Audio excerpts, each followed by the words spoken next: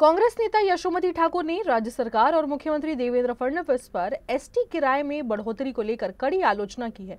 उन्होंने कहा, मुख्यमंत्री फडणवीस को शुभकामनाएं मिलनी चाहिए जिन्होंने सोयाबीन और तुअर के भाव नहीं बढ़ाए लेकिन एसटी के किराए में वृद्धि कर दी। उन्होंने कहा कि सरकार की तिजोरी भरने के लिए गलत नीतियों का पालन करना पड़ रहा है और उसका खामियाजा आम जनता को भुगतना पड़ रहा है। मुख्यमंत्र्यांचं खरोखर अभिनंदन केलं पाहिजे की त्यांनी तुरीचे भाव नाही वाढवले, सोयाबीनचे नाही वाढवले, पण एसटीचे भाव त्यांनी वाढवले.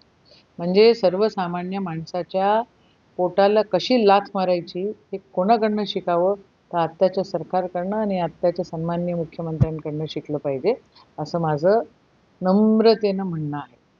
हे असं या प्रकारे सामान्य जनतेचे हाल करून तुम्हाला खरं काय मिळवणार आहे आणि तिजोरी भरायची आहे. तुम्ही चुकीच्या योजना आणल्या, चुकीच्या गोष्टी केल्या, म्हणून आता तो भुगदंड कोणाकडनं वसूल करायचा हो? सामान्य जनतेकडनं.